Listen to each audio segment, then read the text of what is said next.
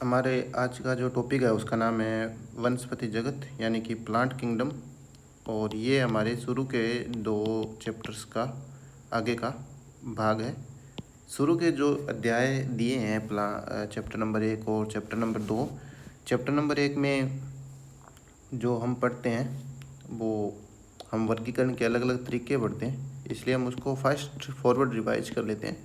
वर्गीकरण के लिए हमारे पास 2 तरीके होते हैं, 2 किंगडम सिस्टम और 5 किंगडम सिस्टम।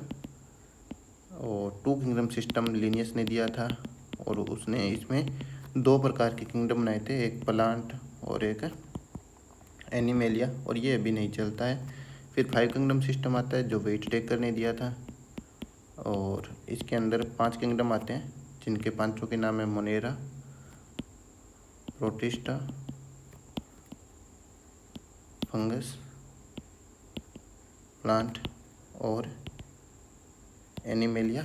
और मोनेरा में हमने पढ़ा था कि इसमें 2 चीज़ें देखी जाती है, सारे सिंगल सेल्यूलर होने चाहिए, यूनिसेल्यूलर होने चाहिए, और साथ में सारे प्रोकैरियोट होने चाहिए।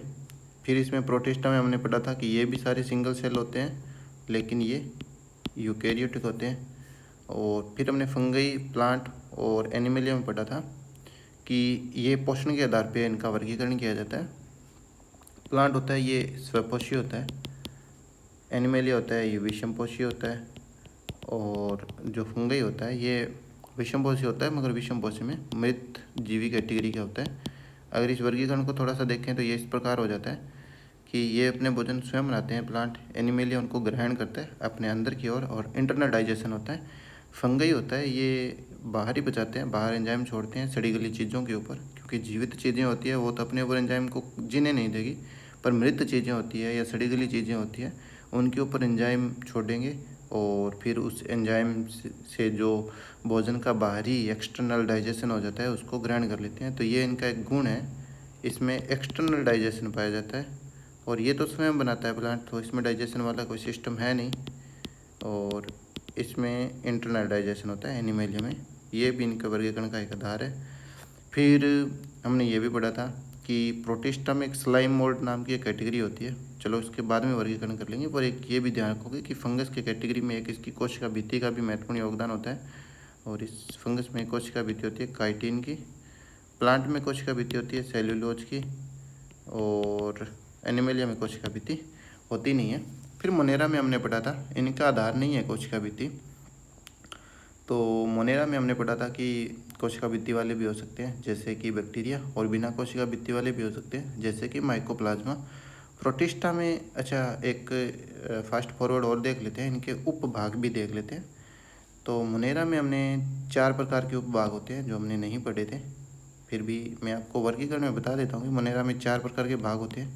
इसमें मोस्टली आते हैं बैक्टीरिया, सारे बैक्टीरिया मोनेरा होते हैं, सबसे ज़्यादा बड़ा हिस्सा मोनेरा में बैक्टीरिया का आता है। फिर इसका दूसरा जो भाग होता है वो होता है साइनोबैक्टीरिया का, और तीसरा जो भाग होता है वो होता है माइकोप्लाज्मा का, बिना कोशिका भित्ति वाले बैक्टीरिया माइकोप्लाज्मा। और फिर चौथा आता है PPLO, pleuro pneumonia like organism, ये PPLO होता है। फिर प्रोटिस्टा में 5 पार्ट होते हैं, इसमें भी हमने देखा था प्रोटिस्टा में जो 5 पार्ट होते हैं उसमें आता है सबसे पहले क्राइसोफाइट, फिर इसमें आता है डाइनोफ्लेजिलेट, और फिर इसमें आता है यूग्लिनॉइड, यूग्लिना जैसे जीव, और फिर इसमें आते हैं प्रोटिस्टा में प्रोटोजोआ, और फिर इसमें जो आता है 5वां भाग वो आता है स्लाइम मोल्ड का। और ये भी एक सीक्वेंस है, आपको इसी सीक्वेंस में याद करना चाहिए। क्राइसोफाइट जो समुद्र के जल में और मीठे पानी दोनों में रह सकते हैं, डाइनोफ्लेजिलेट जो समुद्र के पानी में रहते हैं, यूग्लिनॉइड जो मीठे पानी में रहते हैं, प्रोटिस्टा और स्लाइम मोल्ड है ये कहीं भी रह सकते हैं, तीनों में ये सीक्वेंस है। फिर एक सीक्वेंस ये है कि क्राइसोफाइट प्रकाश संश्लेषी होते हैं, डाइनोफ्लेजिलेट प्रकाश संश्लेषी होते हैं, यूग्लिनॉइड फेमस है, ये प्लांट जैसा भी होता है और जंतु जैसा भी होता है, क्योंकि ये प्लांट की तरह प्रकाश संश्लेषण कर सकता है, और अगर प्रकाश ना हो अंधेरे में हो तो ये प्रकाश संश्लेषण करने की जगह विषमपोषी रूप भी धारण कर सकता है। तो ये इम्पोर्टेंट है यूग्लिनॉइड। और फिर आता है प्रोटोजोआ, जो कि जंतु के सबसे निकट है। यहाँ से प्रश्न आता है कि जंतु के सबसे निकट कौन है? प्रोटोजोआ, क्योंकि ये पक्का विषमपोषी होता है। शुरू के जो हमने पढ़ा था, 2 क्राइसोफाइट और डाइनोफ्लेजिलेट, ये प्रकाश संश्लेषी होते हैं। यूग्लिनोइड मिक्सोट्रोप होते हैं, दोनों प्रकार के काम कर सकते हैं। फिर प्रोटोजोआ आता है जो पक्का विषमपोषी होता है। फिर स्लाइम मोल्ड आता है जो कि मृतजीवी होता है, ये फंगस के सबसे नज़दीक होता है। बस, तो स्लाइम मोल्ड को फंगस में क्यों नहीं डाला? तो ये इसलिए मैंने कहा था कि काइटिन की परत नहीं होती, इसमें कोशिका भित्ति नहीं होती, तो इसलिए इसको हमने प्रोटिस्टा में डाला है। और फिर इसका आधार भी सिंगल सेल होता है। फंगई में सभी फंगई होते हैं, मल्टी सेल्युलर होता है। इसमें एक अपवाद होता है जिसका नाम है यीस्ट। यीस्ट एकमात्र सिंगल सेल्युलर फंगस है। फंगस में भी हमने 4 पार्ट पढ़े थे। और अच्छा, इस सारणी के बारे में अगर आप सोच रहे हो तो ये सारणी आपको इस लेक्चर के लास्ट में मिल जाएगी PDF के रूप में। फंगई में हमने 4 प्रकार के फंगस पढ़े थे, जो उनके लैंगिक बीजाणुओं के आधार पे वर्गीकृत की जाती है। ध्यान रखोगे, लैंगिक बीजाणु के आधार पे। फंगस में 2 प्रकार के बीजाणु मिलते हैं, अलैंगिक बीजाणु जिनको किसी दूसरे बीजाणु की जरूरत नहीं होती, और लैंगिक बीजाणु जो 2 बीजाणु मिलकर बनते हैं उनको हम लैंगिक बीजाणु कहते हैं। और लैंगिक बीजाणुओं के आधार पे 3 कैटेगरी होती है, जिनमें नाम है, सबसे पहले आता है फाइकोमाइसिटीज, एस्केसमाइसिटीज और बेसिडियम से जो बनता है बेसिडियोमाइसिटीज। और फिर एक कैटेगरी इसमें आती है जिसकी लैंगिक अवस्था ज्ञात ही नहीं है। क्यों नहीं है? क्योंकि या तो रिसर्च कम है या उसके बारे में प्रॉपर डेटा नहीं है। उसको हम एक अलग कैटेगरी में डालते हैं जिसको अपूर्ण फंगस भी बोलते हैं, ड्यूटीरियोमाइसिटीज। अपूर्ण इसलिए क्योंकि इसकी लैंगिक अवस्था में ज्ञात नहीं है, इसलिए इसका नाम ड्यूटीरियोमाइसिटीज है, और इसको इसी कैटेगरी में डालते हैं। और अगर इसकी लैंगिक अवस्था कभी ज्ञात हो जाती है किसी भी जीव की, तो उसको हम इन तीनों में से एक में डाल देते हैं। ये भी हमने पढ़ा था। अब हम पढ़ेंगे प्लांट के बारे में। प्लांट में जब वर्गीकरण पढ़ो तो आपको सबसे पहले पता होना चाहिए कि इसके हम कितने पार्ट पढ़ने वाले हैं, इससे हमें टारगेट मिल जाता है। तो इसमें हम जो अभी वर्गीकरण पढ़ेंगे वो हम पढ़ेंगे शैवाल, ब्रायोफाइटा, टेरिडोफाइटा, जिम्नोस्पर्म और एंजियोस्पर्म। जिन्होंने पुरानी पुस्तकें पढ़ी है उनको पता होगा कि शैवाल की जगह यहाँ पे पहले ब्रायोफाइटा थैलोफाइटा लिखा आता था, और अभी थैलोफाइटा नहीं आता। ऐसा नहीं है कि जीव खत्म हो गए, जीव वही हैं, बस नाम बदल दिया ताकि परिभाषा थोड़ी स्पष्ट हो जाए। थैलोफाइटा, जिनकी संरचना थैलस जैसी होती है, और थैलस जैसी संरचना उनको बोलते हैं जिसमें पूरा जीव है, चाहे वो एक कोशिका है चाहे वो कोशिका है, लेकिन उनके अंदर शरीर के कोई पार्ट नहीं है, जैसे हाथ पैर मुंह या तना पत्ता जड़, ऐसा कोई रूप नहीं है, बस सीधी संरचना है, सारा एक जैसा काम कर रहा है, सभी कोशिकाएं एक तरह से काम करती है, तो उसको हम थैलस जैसी या थैली जैसी संरचनाएं कहते हैं। और इसके अंदर फंगस भी आ जाती है। इसके अंदर फंगस के अलावा, क्योंकि थैली जैसी संरचना फंगस में भी होती है, फंगस में स्लाइम मोल्ड होते हैं जिनमें पूरा बस सभी कोशिकाएं एक तरह से काम करती है, कोई भाग नहीं होता। और इसके अलावा इसमें प्रोटिस्टा भी आ जाते थे, शैवाल भी आ जाते थे। तो अभी इस कैटेगरी का नाम चेंज कर दिया है, इसमें सिर्फ शैवाल रखा है। और शैवाल कोई, ये भी कोई फिक्स कैटेगरी नहीं है। इसमें एक चीज़ आप ध्यान रखोगे, शैवाल के अंदर से प्लांट नहीं आते, शैवाल में आते हैं प्रोटिस्टा भी, जो कि 5 जगत प्रणाली में सेकंड जगत है प्रोटिस्टा, और शैवाल आते हैं प्लांट में भी। शैवाल 2 जगतों में आ जाते हैं, प्लांट और प्रोटिस्टा। फिर भी हम इसको प्लांट में पढ़ते हैं। तो शैवाल हम किसको मानते हैं? शैवाल हम उसको मानते हैं जो प्रकाश संश्लेषण कर सकता हो और जिसकी संरचना थैलस जैसी हो, और जिसकी थैलस का मतलब इसमें तने पत्ते जड़ कुछ नहीं मिलेगी, बस थैलस जैसी संरचना हो, और ये जलीय होते हैं, जल पर निर्भर करते हैं। बस ये 3 रूप ध्यान रखोगे। कभी पूछ ले शैवाल क्या है, तो दिमाग में शैवाल कहते ही आपके क्या आना चाहिए? काई, और जो तालाबों में तैरती रहती है उनका नाम दिमाग में चित्र आना चाहिए। तो पूछ ले कि आधार क्या है? आधार ये है, सबसे पहले काई बोल दिया तो संरचना क्या होनी चाहिए? थैलस जैसी, यानी पत्ता। इकाई क्या है अगर आपसे को पूछ लो तो आप कह सकते हो कि ऐसे पेड़ पौधे हैं जिनमें ना जड़ है, ना तना है, ना पत्ता है। अब साइंटिफिक भाषा में बोलें तो वो थैलस है। तो शैवाल क्या है? सबसे पहला गुण कि वो थैलस होगा। दूसरा, वो प्रकाश संश्लेषी होगा। पहले जो थैलोफाइटा होता था, इसके नाम से ये नहीं पता चलता था कि ये प्रकाश संश्लेषी है या नहीं, इसलिए इसमें फंगस भी आ जाती थी। अब अपने शैवाल में फिक्स कर दिया कि थैलस है, प्रकाश संश्लेषी है और जलीय है, तो उसको हम क्या कहेंगे? शैवाल। अब इसमें ये चीज़ ध्यान रखोगे कि शैवाल में अगर एक कोशिकीय है और ये तीनों गुण हैं तो वो प्रोटिस्टा है असल में, क्योंकि सभी एक कोशिकीय प्रोटिस्टा में डाले जाते हैं यूकेरियोटिक। और अगर एक कोशिकीय नहीं है तो फिर वो इसमें है। इसलिए शैवाल ध्यान रखोगे कि शैवाल में कुछ शैवाल ऐसे भी हैं जिनको प्रोटिस्टा में पढ़ लेते हो आप, जैसे क्लाइडोमोनास है। अब आप उसको प्रोटिस्टा में भी पढ़ सकते हो और उसको आप उसमें प्लांट में भी पढ़ सकते हो। हम फिलहाल उसको प्लांट में पढ़ेंगे क्योंकि गुणों के आधार पे वो प्लांट जैसा ही है। और कैटेगरी का नाम है शैवाल। इसके बाद की कैटेगरी है, ये स्पष्टतः इसी में आते हैं प्लांट जगत में। एक शैवाल ही है जो दोनों जगत में जा रहा है, प्रोटिस्टा और प्लांट में। अब हम इसमें जो पढ़ेंगे वर्गीकरण को, शैवाल को थोड़ा सा और गहराई से पढ़ते हैं। जब किताब अपने साथ रखिएगा और साथ साथ में गोला लगाते जाइएगा। एक ही शब्द पे गोला लगाइए कि जो शुरुआती वर्गीकरण था जो लिनियस ने दिया था वो कृत्रिम था। कृत्रिम क्यों था? क्योंकि लिनियस ने द्विजगत प्रणाली दी थी और इसने दो जगत किए थे, एक प्लांट और एक एनिमेलिया। उसका आधार जेनेटिक नहीं था, उसका आधार था कि बाहर से कैसे दिखते हैं। प्लांट जो चल नहीं सकते, एनिमेलिया जो चल सकते हैं। ये कोई आंतरिक संरचना या उनका एक दूसरे से जीवों का कनेक्शन था, इस आधार पर नहीं था, इसलिए हम इसको बोलते हैं आर्टिफिशियल था। वर्तमान में जो सबसे ज़्यादा डिमांडेड है, जो सबसे ज़्यादा चलता है, उसको हम प्राकृतिक वर्गीकरण कहते हैं। और ये प्राकृतिक वर्गीकरण करने का जो सिद्धांत था ये इन्होंने दिया था। तो आप इस पर गोला लगा लीजिए, एक इस वैज्ञानिक पे और इस वैज्ञानिक पे। हम इसके नोट्स में इनको शामिल कर देंगे। पर बुक का ये फ़ायदा होता है कि आपको दिमाग में ज़्यादा फ्रेम बन जाता है कि हमने कौन से पेज पे क्या पढ़ा था। तो पेपर में क्रम बहुत मायने रखता है, ये ध्यान रखिए। और ये इस चैप्टर में कुछ प्रश्नों में बताऊंगा कि क्रम कैसे मायने रखता है। आप बुक में किस क्रम से पढ़ते हो ये भी मायने रखता है। फिर हम इसमें आगे देखते हैं शैवाल। और शैवाल में गुण देखो, वो सारे गुण हैं जो भी हमने पढ़े थे। तो ये एक गुण है। शैवाल किसको कहेंगे? क्लोरोफिल युक्त होना चाहिए और सरल होना चाहिए, थैलोइड होना चाहिए, स्वपोषी होना चाहिए और मुख्यतः जलीय, अलवणीय और समुद्री दोनों हो सकता है। ये शैवाल है, ये शैवाल की परिभाषा है। क्लोरोफिल होना चाहिए, और कौन सा क्लोरोफिल? ए पक्का होना चाहिए उसमें। सरल होना चाहिए, सरल का मतलब है कि उनके शरीर में तना, पत्ता, जड़ जैसी संरचना ही नहीं होनी चाहिए, जिसको हम दूसरी भाषा में कहें तो थैलोइड संरचना होनी चाहिए। ये सारे के सारे अगर क्लोरोफिल है तो स्वपोषी तो होंगे ही। और ये जलीय है, मुख्यतः लिखा है इसने, मुख्यतः जलीय से लिखता है क्योंकि जल इनको चाहिए, पर जल पानी के रूप में नहीं चाहिए, जल इनको नमी के रूप में चाहिए।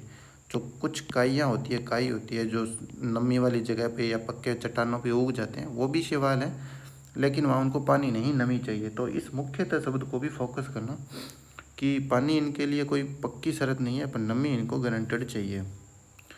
यहाँ से प्रश्न बनता नहीं है, फिर भी भाई आपको डेफिनेशन क्लियर होनी चाहिए शैवाल में कि ये जलीय ही होते हैं। और मुख्यतः शब्द बता रहे हैं कि इनको जल चाहिए, मगर हर बार लिक्विड नहीं, ऐसा नहीं तालाब भरा हुआ चाहिए, इनको नमी चाहिए, मोटी मोटी बात है। इसको गोला मार दीजिए। इसके बाद इसमें जो प्रश्न बनता है वो यहाँ से बनता है। ये एग्जाम्पल है, कॉलोनिया शैवाल भी होते हैं, ऐसे शैवाल जो एक कोशिकीय तो है लेकिन कॉलोनी के रूप में रहते हैं, गुच्छे के रूप में रहते हैं। तो ये प्रश्न यहाँ से चांस कम है, फिर भी लिख लीजिए।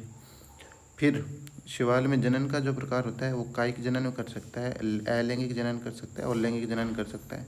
जनन वाले पार्ट में कक्षा 10 का ये चैप्टर होता है। जनन के 3 ही तरीके होते हैं, कायिक यानी अपने ही शरीर से एक नया शरीर बना देना, लैंगिक जनन यानी दो अलग अलग बार युग्म मिलते हैं, और अलैंगिक जनन जिसमें एक स्पोर बनता जरूर है लेकिन वो स्पोर होता है वो स्पेशल बनता है जनन के लिए, जनन के पर्पज से एक स्पोर बनता है अलग से। ऐसा नहीं कि बॉडी का कोई पार्ट एक नया जीव बना रहा है, बल्कि एक खास स्पोर बनता है, दाना बनता है और वो अकेला जीव बना सकता है, उसको हम बोलते हैं अलैंगिक जनन। और अलैंगिक में ही कायिक आता है, पर इसको हम अलग बढ़ते हैं।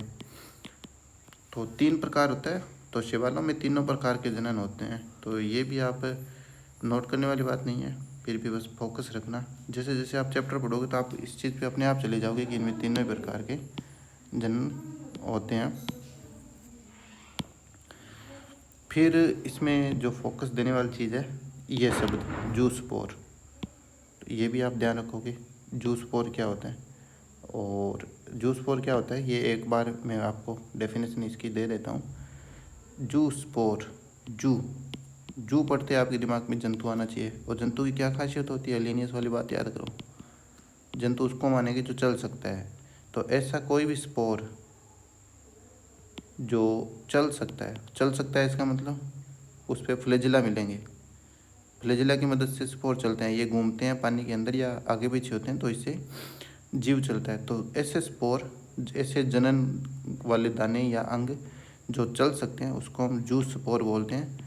और जूस स्पोर होता है वो अलैंगिक होता है, ठीक है, ध्यान रखोगे। शैवाल, कायिक, लैंगिक या अलैंगिक तीनों प्रकार के जनन कर सकता है। जब वो अलैंगिक जनन करता है तो वो दाने जैसी संरचनाएं बनाता है जिसको हम जूस स्पोर कहते हैं, जिन पे फ्लैजिला होते हैं। और जब वो लैंगिक जनन करता है तो भी स्पोर बनते हैं जिनको युग्मक बोलते हैं, और इन पे भी फ्लैजिला हो सकते हैं। पर प्रश्न क्या ध्यान रखोगे कि जो स्पोर होते हैं वो अलैंगिक बीजाणुओं को कहते हैं, और लैंगिक बीजाणु होते हैं उनको हम युग्मक कहते हैं।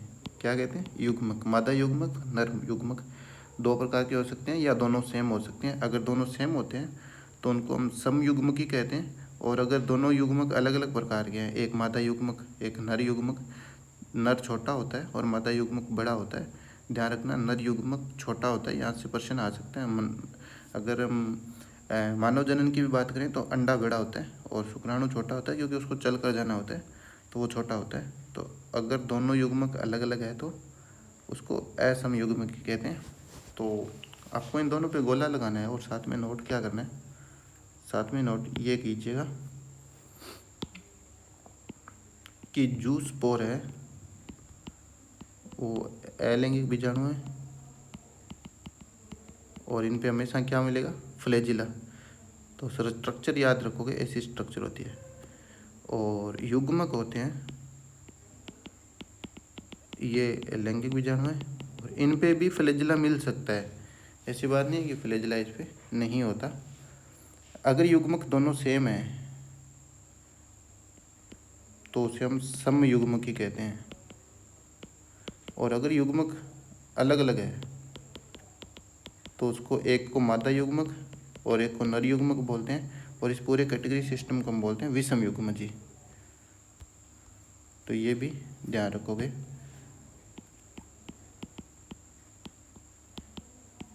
बस इतना ही है नोट करने वाली बात इसमें। क्या नोट करना है? जू स्पोर अलैंगिक बीजाणु है, इस पे फ्लैजिला होते हैं, क्योंकि जू का मतलब ही जंतु है, जंतु मतलब चल सकते हैं तो इसका मतलब उससे फ्लैजिला हो गए। इसके बाद ये चलायमान होते हैं, अंकुरण के बाद इनसे पौधे बनते हैं। और लैंगिक जनन में दो युग्मक संलयन होते हैं, तो अलैंगिक बीजाणु जू स्पोर कहलाते हैं, लैंगिक बीजाणु युग्मक कहलाते हैं। युग्मक दोनों सेम हो सकता है, युग्मक पर भी फ्लैजिला हो सकते हैं, युग्मक पर फ्लैजिला नहीं भी हो सकते हैं, लेकिन ये समान माप वाले हो सकते हैं और असमान माप वाले भी हो सकते हैं। तो अगर ये असमान माप वाले हैं तो उन्हें असमयुग्मजी कहते हैं, और तब इसमें नर और मादा युग्मक कहलाता है। और अगर दोनों सेम है तो ना कोई नर है ना कोई मादा है तो उसको हम समयुग्मजी कहते हैं। ये हम एक टेबल बनाएंगे जिसमें किस में कौन सा युग्मक पाया जाता है वो हम लिखेंगे। शैवाल मुख्यतः 3 प्रकार के होते हैं, और शैवाल 3 प्रकार के होते हैं, तो तीनों प्रकार का जो शैवाल है ये इस टेबल में दिया हुआ है, और ये टेबल प्रश्न है, खुद में प्रश्न है।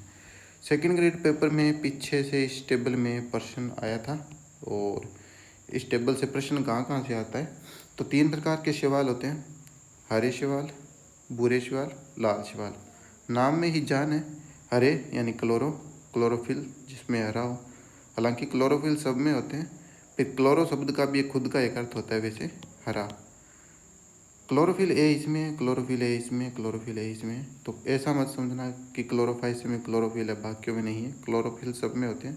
पर क्लोरो का एक अर्थ हरा भी होता है, तो हरे शैवाल को क्लोरोफाइसी, रोडोफाइसी रेड शैवाल को कहते हैं। तो रेड से रोडो, और बच्चा जो फियोफाइसी है वो भूरा शैवाल है। तो पहले तो आपको ये 3 पता होने चाहिए। शैवाल में 3 ही कैटेगरी है, याद रखोगे। हमने मोनेरा में 4 कैटेगरी पढ़ी थी, प्रोटिस्टा में 5 पढ़ी थी। शैवाल में 3 कैटेगरी होती है, क्लोरोफाइसी, फियोफाइसी और रोडोफाइसी। क्लोरो हरा शैवाल, फियोफाइसी भूरा शैवाल और रोडोफाइसी लाल शैवाल है।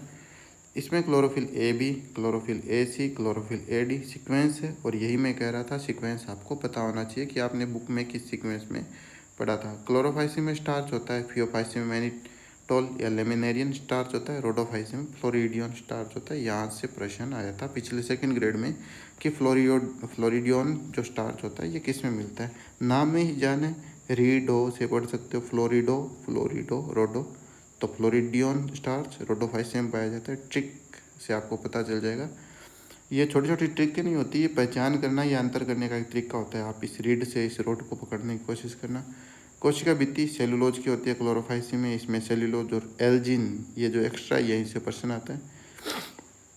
फिर फ्लैजिला, और हमने यहाँ पे पढ़ा था कि जो शैवाल होते हैं उनके अंदर स्पोर हो सकते हैं या युग्मक हो सकते हैं। अगर जू स्पोर है तो फ्लैजिला हो सकता है, होगा ही, क्योंकि नाम से पता चलता है कि जू स्पोर है।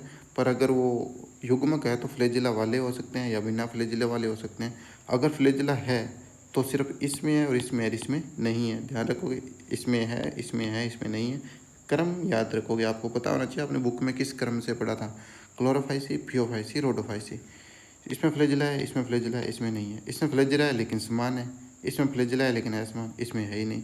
इसमें फ्लैजिला होते हैं वो शीर्ष पे मिलते हैं आपको, इसमें फ्लैजिला होते हैं वो साइड में मिलते हैं आपको, यानी लंबाई इसकी ऐसी होगी और फ्लैजिला इस साइड में मिलेगा। भाई शीर्ष का मतलब ये है कि जिस दिशा में वो लंबा है उसी दिशा में फ्लैजिला है। और अगर वो जिस दिशा में लंबा है इस दिशा में लंबा है, अगर फ्लैजिला इस दिशा में तो उसको हम पार्श्वीय फ्लैजिला कहते हैं। तो इसमें फ्लैजिला होते हैं वो 2 से 8 मिल सकते हैं, ये ध्यान रखना। फ्लैजिला ये 2 नहीं होते, पर फियोफाइसी में 2 ही होंगे, दोनों असमान होंगे।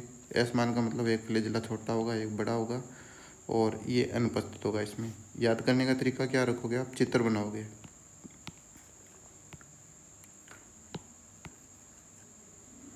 चित्र आप ऐसे बनाओगे, इसमें फ्लैजिला बनाओगे ऐसे, और इसमें फ्लैजिला बनाओगे एक छोटा एक बड़ा, 2 और असमान। रोडोफाइसी में फ्लैजिला होता ही नहीं है। फिर आप इसमें और चीज़ नोट करोगे, अभी साथ साथ में नोट कीजिए कि क्लोरोफाइसी होता है ये मीठे और खारे दोनों पानी में मिल सकता है। फियोफाइसी होता है ये मीठे पानी में मिलता है, और ये जो रोडोफाइसी होता है, ये जो फियोफाइसी होता है ये नमकीन पानी में मिलता है, और ये जो रोडोफाइसी होता है ये मोस्टली मीठे पानी में मिलता है। तो ये भी एक सीक्वेंस है, ध्यान रखो कि सीक्वेंस हमेशा। तो सीक्वेंस में ये है कि ये नमकीन प्लस मीठे दोनों पानी में मिल सकते हैं, ये सिर्फ नमकीन में मिलता है, ये मोस्टली मीठे में मिलता है। और यही जो क्रम है ये हमने पढ़ा था इसमें प्रोटिस्टा में। प्रोटिस्टा में बुक में जो क्रम दिया है वो क्राइसोफाइट, डायनोफ्लैजिलेट, यूग्लिनोइड, और 3 क्रम एक साथ दिए हैं, जिसमें से जो क्राइसोफाइट है ये दोनों पानी में है। जो 2 नंबर पे हमने पढ़ा था डायनोफ्लैजिलेट जो कि सिर्फ नमकीन पानी में मिलता है, और इसके बाद हमने पढ़ा था यूग्लिनोइड जो मोस्टली मीठे पानी में मिलता है। और ये सेम सीक्वेंस इसके अंदर है। क्लोरोफाइसी जो दोनों प्रकार के पानी में मिल सकता है, फियोफाइसी जो कि लवण जल में बहुत कम मिलता है और खारे जल में ज़्यादा मिलता है। और फिर हमने रोडोफाइसी पढ़ा था जो कि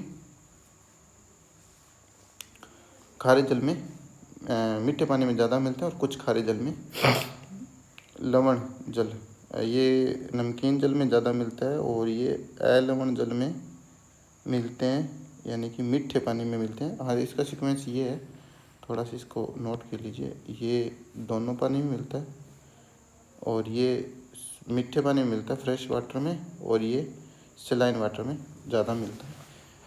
इसके अलावा हमने जो इसके हम टेबल, ये तो ये टेबल है जो आपको याद रखनी है, चिन्हित कर लीजिए इस चीज़ को पूरी कोई, इस चीज़ को चिन्हित कीजिए। एक क्या क्या करना है अभी आपको, ये तो ये चित्र बनाना है, एक ये चित्र बनाना है, एक इस पे गोला लगाना है, और एक पूरे पे चिन्हीकरण करना है। जहाँ सारणी वहाँ से प्रश्न आता है, गोल्डन ट्रिक ध्यान रखोगे। इसके बाद हम इन तीनों सवालों को थोड़ा सा और हम गौर से पढ़ें। तो यहाँ पे कुछ सवालों के एग्जाम्पल दे रखे हैं, जो अभी भी सवाल टॉपिक ही चल रहा है, हमने तीनों सवालों का अलग से नहीं पढ़ा है। और इसमें ये पढ़ोगे कि सवालों से क्या मिलता है। तो जिलेडियम और ग्रेसिलेरिया नाम के सवालों से एगार प्राप्त होता है, और ये सेकंड ग्रेड के किसी एक पेपर में या फर्स्ट ग्रेड के एक पेपर में प्रश्न आ चुका है। इसके अलावा ये केरागिन लाल शैवाल से मिलता है, ये भी ध्यान रखोगे। इसके अलावा क्लोरेला और स्पिरुलिना ये भी किसी पेपर में आ चुका है। और ये जो अंतरिक्ष यात्री होते हैं ये भोजन के रूप में ले जाते हैं क्योंकि इनमें प्रोटीन होते हैं। फिर ये 3 प्रकार के शिवाल हैं, इनको गोला लगाने की ज़रूरत है नहीं। अब हम तीनों प्रकार के शिवालों को वापस इसमें पढ़ते हैं। हम उस लाइन को हरे निशान से टिक कर लेते हैं जो कि उस सारणी में भी साथ में शामिल है, और जो एक्स्ट्रा जानकारी होगी उसको हम लाल से करेंगे। क्लोरोफाइसी होता है वो हरा होता है, नोट करने की ज़रूरत नहीं है, उस सारणी में शामिल है। ये एकोसिक होते हैं, या कॉलोनी में भी हो सकते हैं या तंतु के रूप में भी हो सकते हैं, तो इसको याद करने की ज़रूरत नहीं है। फिर इनमें क्लोरोफिल ए और बी होता है जो कि उस टेबल में है, उसको भी याद करने की ज़रूरत नहीं है। वर्णक सुस्पष्ट क्लोरोप्लास्ट में होते हैं, ये आप ध्यान रखोगे कि वर्णक क्लोरोप्लास्ट में ही होते हैं। इसको नोट करने की इसलिए ज़रूरत नहीं है क्योंकि ये सब प्रोकैरियोटिक नहीं है, यूकैरियोटिक है, और यूकैरियोटिक में झिल्ली युक्त अंग होते हैं। क्लोरोप्लास्ट की खुद की झिल्ली होती है, तो ये इसके अंदर है। इसके बाद इसमें जो नोट करने वाली चीज़ है ये कुछ शैवाल तेल बूंदक के रूप में भी भोजन संचित करते हैं। देखो, भोजन संचित करने के 2 तरीके होते हैं, या तो आप भोजन बनाओ और उसको स्टार्च के रूप में संग्रहित कर लो, जैसे कि बाकी पेड़ करते हैं। मनुष्य भोजन जो खाता है उसमें जो एक्स्ट्रा शुगर होती है उसको ग्लाइकोजन के रूप में संग्रहित करता है।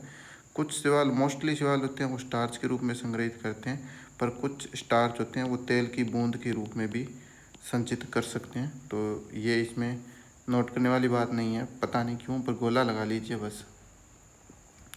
इसके बाद इसके अंदर जो चीज़ें आती है ये है बीजाणु स्पोर, जो कि अलैंगिक भाग होता है, और अलैंगिक जनन फ्लैजिला युक्त जू स्पोर से होता है। जू स्पोर कहते हैं, आप समझ जाया करो, उसमें फ्लैजिला तो होगा क्योंकि जू स्पोर का मतलब ही होता है चलने वाली स्पोर, जंतु जैसे स्पोर, मोटाइल स्पोर जो चल सकते हैं, तो फ्लैजिला उसमें होगा। नाम की उत्पत्ति आपको हर बार पता होनी चाहिए जब भी शब्द को पढ़ो। जू यानी जंतु, जंतु यानी चल सकते हैं, चल सकते हैं यानी फ्लैजिला है। तो और ये कौन से अंग है? ये अलैंगिक है। इस चीज़ को हम उस टेबल में शामिल कर देंगे, अगर नहीं है तो। फिर भी इसको एक बार, चूँकि ये नया है तो इस पर लाल रंग का गोला ज़रूर लगा लीजिए।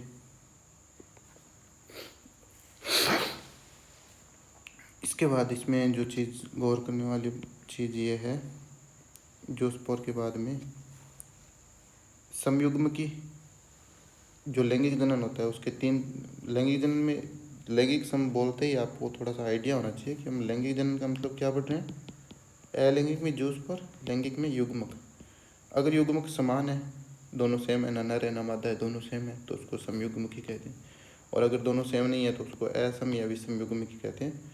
तो ये नोट करने वाली बात इसलिए है क्योंकि 3 प्रकार के शैवाल होते हैं, क्लोरो, फियो और रोडो। इसमें क्लोरो, फियो में सम और असम दोनों प्रकार के ऑप्शन हो सकते हैं, लेकिन फियो में हमेशा असम ही होता है।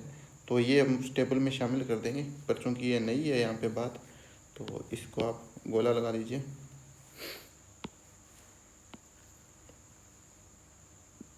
फिर आता है एग्जाम्पल का, और यहाँ से प्रश्न आता है। ये कारा वाला प्रश्न भी आ चुका है पीछे एक बार, क्योंकि एग्जामिनर के लिए सबसे आसान क्या होता है कि वो आपको तीनों फंगस के नाम देगा, तीनों शैवालों के नाम देगा, सामने तीनों वर्गीकरण के मिला कहेगा कि मिलाओ इनको। तो यहाँ से भी प्रश्न आता है। इसके बाद हम पढ़ते हैं सेकंड प्रकार का शैवाल, जिसका नाम है फियोफाइसी। और नाम कौन कौन सी चीज़ें यहाँ पे नोट करने लायक नहीं है। एक तो ये कि ये बुरे शैवाल है, ये नोट करने वाली बात नहीं है। फिर एक जो बात है जो पीछे नहीं आई थी वो है कि ये समुद्री है। ये फियो मुख्यतः क्या है, नमकीन, और उनके माप तथा आकार में उस सारणी में स्पष्ट नहीं लिखा क्या कहना चाहता है, पर यहाँ पे लिखा है कि ये फियोफाइसी है, ये मुख्यतः समुद्री है। और फिर आगे हम जब इसको पढ़ते हैं रोडोफाइसी, तो ये अधिकांश शैवाल समुद्र में पाए जाते हैं, दोनों ही अधिकांश समुद्र में पाए जाते हैं। ठीक है, इसको नोट करने की ज़रूरत नहीं है, भी दोनों जब समुद्र में है तो फिर नोट करने वाली कोई बात नहीं है। अब यहाँ पर भी लिखा है, इसमें कुछ नया नहीं है, कैल्प शब्द है, नोट कर सकते हो आप इसको। जब कोई शैवाल बहुत बड़ा हो जाता है तो उसको हम कैल्प बोलते हैं, शाकित शैवालों को कैल्प बोलते हैं। फिर इसमें जेंटोफिल वर्णक पाया जाता है, उस टेबल में नहीं लिखे हुए कुछ वर्णक, तो हम उस टेबल में उसको शामिल कर देंगे। फिर भी गोला लगा लीजिए। इनमें जो भोजन स्टोर होता है यहाँ से प्रश्न आया था, पिछली बार आया था फ्लोरिडियन स्टार्च जो रोडोफाइसी में होता है, इसमें फियोफाइसी में लेमिनेरियन स्टार्च होता है, और इसमें कोशिका भित्ति होती है, इस डबल लेयर कोशिका भित्ति होती है, अंदर की जो भित्ति होती है वो सेलुलोज की होती है और बाहरी कोशिका भित्ति होती है वो एल्जिन की होती है। तो यहाँ से प्रश्न आता है, तो ये भी नोट कर लो, एल्जिन की कोशिका भित्ति होती है, पूछ ले एल्जिन। यहाँ पे एग्जामिनर खेल सकता है आपके पास, कायिक कोशिका में सेलुलोज से बनी कोशिका भित्ति होती है, जिसके अंदर की ओर एल्जिन लिख दे तो आपको पहचान करना, एग्जैक्ट बताना चाहिए कि अंदर की तरफ सेलुलोज और बाहर की तरफ एल्जिन की लेयर होती है एक। बस इसमें और कुछ नहीं है। इसमें 2 फ्लैजेला युक्त जूस पोर होते हैं। जूस पोर सुनते ही फ्लैजेला दिमाग में आ जाना चाहिए। फ्लैजेला असमान होते हैं। देखो इसमें असमान लिखा है और ऊपर वाले में समान लिखा था। तो सीक्वेंस देखोगे तो पहले जो हम पढ़ते हैं वो है क्लोरोफाइसी जिसमें समान फ्लैजेला होते हैं, फिर हम पढ़ते हैं फियोफाइसी जिसमें असमान फ्लैजेला होते हैं और साइड में होते हैं, और फिर हम पढ़ते हैं रोडोफाइसी जिसमें फ्लैजेला होता ही नहीं है। तो ये भी सीक्वेंस से पढ़ने वाली चीज़ है और ये टेबल में भी है, फिर भी इसको गोला लगा लीजिए, ये खुद में एक प्रश्न बनता है। हालांकि ये टेबल में ही संचित है तो हम इसको टेबल में संचित कर देंगे। फिर इसमें आता है, ये देखो समयुग्मजीव, विषमयुग्मजीव या असमयुग्मजीव प्रकार का लैंगिक जनन होता है, कुछ याद करने वाली चीज़ नहीं है। और फ्लैजिला दोनों में हो सकता है, जूस्पोर में भी हो सकता है, युग्मक में भी हो सकता है। तो सेम कंडीशन है, युग्मक में के अंदर भी 2 पार्श्व फ्लैजिला होते हैं। फिर आता है एग्जाम्पल, और फिर से इसमें जो फेमस एग्जाम्पल है इसमें इसके आप याद करोगे। फिर आता है रोडोफाइसी, और रोडोफाइसी के अंदर अधिकांश चीज़ें टेबल में दी हुई है। कौन कौन सी चीज़ें टेबल में दी हुई है उसको हम लाल पेन से लिख लेते हैं। एक तो ये टेबल में दी हुई है चीज़, तो इसको नोट करने की बात है नहीं, फिर भी गोला लगा लीजिए। एक ये चीज़ टेबल में नहीं दी हुई है, इसको गोला लगा लीजिए। जो लाल शैवाल होता है उसका लाल रंग इसकी वजह से होता है, ये भी आप ध्यान रखोगे। लाल शैवाल का जो शरीर होता है जिसको थैलस बोलते हैं वो बहुकोशिक होता है। यहाँ से खेल शुरू हो सकता है। जो ऊपर वाले 2 शैवाल थे वो एक कोशिक भी हो सकते हैं, ये अधिकांशतः बहुकोशिक होता है। और इसमें फ्लोरिडियन स्टार्च होता है, यहाँ से प्रश्न आया था पिछली बार। इसमें सेम वही चीज़ है, जनन विखंडन से हो सकता है जो कि कायिक जनन का भाग है। कायिक जनन का मतलब होता है कि पूरी बॉडी का कोई भी पार्ट नया जीव बना लेता है, तो उसको हम कायिक जनन कहते हैं और इसकी एक विधि है विखंडन की। फिर आता है अलैंगिक जनन। अलैंगिक जनन विखंडन एक दूसरे से मिलते जुलते हैं। फिर आता है अलैंगिक जनन होता है वो अचल स्पोर से होता है, और लैंगिक जनन अचल युग्मकों से होता है। देखो इसमें एक शब्द लिखा है अचल। अचल क्यों लिख रहा है? क्योंकि हमने ये शुरू में ही देख लिया है कि इनमें फ्लैजिला नहीं होता, तो ये शब्द महत्वपूर्ण है। यहाँ एग्जामिनर आपके खेल सकता है, अचल की जगह एक चल लिखेगा और गेम पलट जाएगा सारा। तो आपको ध्यान क्या रखना है कि रोडोफाइसी में अचल ही होता है, चलने जैसा कुछ होता नहीं है, क्योंकि फ्लैजिला उनमें होते नहीं हैं। और फिर देखो लैंगिक जनन होते हैं वो विषम युग्मकी से होते हैं। विषम युग्मकी का मतलब एक नर और एक मादा होगा। इसमें दोनों युग्मक सेम नहीं होंगे। तो एक प्रश्न यहाँ से आता है, और एक नर एक मादा होता है तो इसका मतलब निषेचन होगा, और निषेचन होगा तो ये निषेचनोत्तर विकास होता है इसके अंदर। एग्जाम्पल याद रखोगे। बस ये 3 प्रकार के शैवाल होते हैं। हमने अब तक जो पढ़ा था वो हमने शैवाल पढ़ा था। इसके अलावा इसमें आगे जो सेकंड पार्ट है वो प्लांट में शैवाल के बाद में आता है ब्रायोफाइटा। सीक्वेंस आपको पता होना चाहिए। पुराने सीक्वेंस में पढ़ें तो Thallophyta, bryophyta, pteridophyta, gymnosperm, angiosperm. नए तरीके से पढ़ें तो शैवाल, ब्रायोफाइटा, टेरिडोफाइटा, जिम्नोस्पर्म, एंजियोस्पर्म। एक बार के लिए हम 2 महत्वपूर्ण टॉपिक और क्लियर कर लेते हैं इसी टॉपिक में जो पार्ट है, और वो है इनका सीक्वेंस, कि ये इस सीक्वेंस में इनकी क्या कहानी है। और यहाँ से प्रश्न आता है जो हम बाद में भी करेंगे, एक बार के लिए फास्ट फॉरवर्ड कर लेते हैं ताकि हमें पता होना चाहिए कि इनको किस आधार पे बांटा गया है। असल में मैं आपको इनमें कुछ मोटी मोटी क्वालिटी दे देता हूँ। शैवाल होता है ये एक्वेटिक होता है, ब्रायोफाइटा होता है, इनको हम प्लांट जगत का एम्फीबियन कहते हैं। एम्फीबियन का मतलब उभयचर कहते हैं, प्लांट जगत का उभयचर। जैसे जंतु जगत में मेंढक होता है उभयचर, जो जल में भी रह सकता है और स्थल में भी रह सकता है, वैसे ब्रायोफाइटा जल और स्थल दोनों में रह सकता है। बस बात इतनी है कि ये रह स्थल पर सकते हैं, लेकिन इनको जनन के लिए जल पक्का पक्का चाहिए। तो इसका मतलब ये उभयचर है। फिर आता है टेरिडोफाइटा, इसको हम पहला स्थलीय पादप बोलते हैं, यानी ये बिना जल के स्थल पर रह सकते हैं। फिर आता है जिम्नोस्पर्म और फिर आता है एंजियोस्पर्म। ये सिंपल सी बात है, जल पे रहने वाली जीव है। तो ये एक तो इनका ये आधार है, शिवाल है जलीय है, ब्रायोफाइटा ये उभयचर है, टेरिडोफाइटा ये पहला स्थलीय है, जिम्नोस्पर्म और एंजियोस्पर्म इनके वर्गीकरण का आधार बीजों का टाइप है। फिर एक और चीज़ है कि शिवाल होता है, इसकी जो बॉडी होती है ये थैलस होती है, इसकी बॉडी भी थैलस होती है, लेकिन इसकी बॉडी में आपको थैलस के अलावा पत्ती जैसी, जड़ जैसी, तने जैसी संरचना मिलेगी। हालांकि वो पत्ती नहीं होगी। पत्ती किसको कहते हैं? जो प्रकाश संश्लेषण करने का काम करता है। जड़ उसको कहते हैं जो पानी वगैरह उठाने का काम करता है। इसमें ऐसा नहीं है कि जड़ है, जड़ जैसी संरचना है, लेकिन वो जड़ का काम नहीं करेगी, यानी ज़मीन से ऐसा नहीं कि कुछ ग्रहण करने का काम करेगी। पूरा पौधा ही प्रकाश संश्लेषी होता है, तो ऐसा नहीं कह सकते कि वो पत्ती है, बस दिखने में पत्ती जैसी संरचना होगी। ऐसे पौधा ऐसे पत्ती जैसा होगा, लेकिन पत्ती नहीं कह सकते उसको। तो शैवाल होता है, इसकी बॉडी थैलस जैसी होती है। ब्रायोफाइटा की भी बॉडी थैलस होती है, यानी पत्ती होती नहीं है, जड़ होता नहीं है, तना होता नहीं है, पर पत्ती जड़ तना जैसी संरचना होती है। टेरिडोफाइटा पहला स्थलीय है पादप, और इनमें सब कुछ स्पष्ट होता है। इसमें स्पष्ट होता है, इसमें स्पष्ट होता है। फिर इनमें एक चीज़ और है, शैवाल में आपको जूस पोर मिलता है, और अलैंगिक जनन में इनमें जो सबसे बड़ा अंतर होता है शैवाल और ब्रायोफाइटा में, एक अंतर तो ये है कि ये जलीय है और ये उभयचर है। पर जो सबसे महत्वपूर्ण अंतर है वो ये है कि शैवाल होता है, इसके अंदर भ्रूण नहीं बनता कहीं, जबकि ब्रायोफाइटा में भ्रूण बनता है। ये जब हम ब्रायोफाइटा पढ़ेंगे तो विस्तार से पढ़ेंगे। अब एक चीज़ एक्स्ट्रा, जो ये इस सीक्वेंस के अलावा जो एक चीज़ और महत्वपूर्ण है, इस सीक्वेंस को जो अभी मैंने बताया, इसको आपको टेबल के रूप में लिखना चाहिए। मैं आपको नोट्स पे अलग से उपलब्ध करवा दूंगा। अब चलते हैं एक अलग थ्योरी के बारे में, जो इसी चैप्टर में बार बार आएगी, और उस थ्योरी को पढ़ने से पहले हमें कुछ चित्र देखने चाहिए। ये चित्र ब्रायोफाइटा में है। इन चित्रों में अगर आप देखोगे